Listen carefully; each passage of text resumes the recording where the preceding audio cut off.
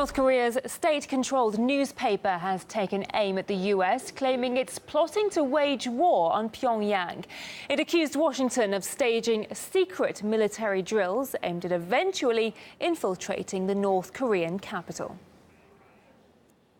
The US is hatching a criminal plot to unleash a war against the DPRK and commit a crime which deserves merciless divine punishment in case the US fails in the scenario of the DPRK's unjust and brigandish denuclearization first. We cannot but take a serious note of the double-dealing attitudes of the US as it is busy staging secret drills involving man-killing special units while having a dialogue with a smile on its face. A spokesperson for the U.S. Embassy in Seoul said he had no information about the alleged drill. Well, the article came just after a visit to Pyongyang by the U.S. Secretary of State Mike Pompeo was abruptly cancelled by Donald Trump on Twitter. The president cited a lack of sufficient progress in the denuclearization of the Korean peninsula. Pompeo's visit would have been the first by a high-ranking U.S. official since the historic summit between Trump and Kim Jong-un in June. Back then, both sides agreed to restart their relations, helping to bring a stable and lasting peace. They reached a consensus on the complete denuclearization of the Korean peninsula, while agreeing on security guarantees for North Korea. Donald Trump hailed the summit as a huge success. Very proud of what took place today. It worked out for both of us far better than anybody even predicted. It's an honor to be with you.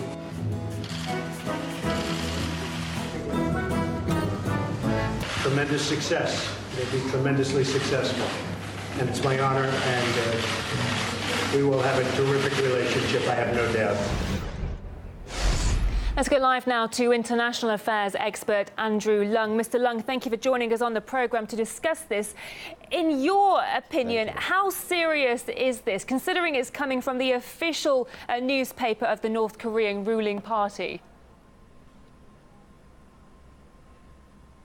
Well, one cannot deny that such espionage or a kind of subversive activities would be all stopped once the two countries come, to talk about it on the table. I think that this kind of clandestine activities are always there, not only between United States and North Korea, but amongst many other countries as well. That's point number one. Point number two, if you look at North Korea, they are really genuinely wants to push the country towards economic progress so as to improve the livelihood of the people and improve the legitimacy of the regime. So that's why there's all these overtures with South Korea and also voluntarily dismantling some of the installations. So that's point number two. Point number three, which is it is a possible misunderstanding on the part of the United States, that from day one, the North Korea is going to give up everything. Now, this is totally unrealistic, because how much can North Korea can trust the U.S. government from day one? So it must be a gradual process whereby the North Koreans would cut down some of their activities in exchange for some gestures, some real progress in terms of thawing of relationships between United States and North Korea, and also in terms of possibly economic relationships and investments. So both sides has got to deliver step by step. But if for Donald Trump to expect that everything will happen on day one in North Korea, in return only for a kind of undertaking, this is totally unrealistic. That's the third point. The fourth point, of course, is the autumn and the November midterm elections in the United States is coming up. So President Trump wants to appear super strong, wants to step up the rhetoric as well as pressure, so as to ward off any accusations that he's not getting a good deal, that nothing is on the table yet. So he must appear to be strong. So I think that you're going to look at the situation from this point, 4 points of view.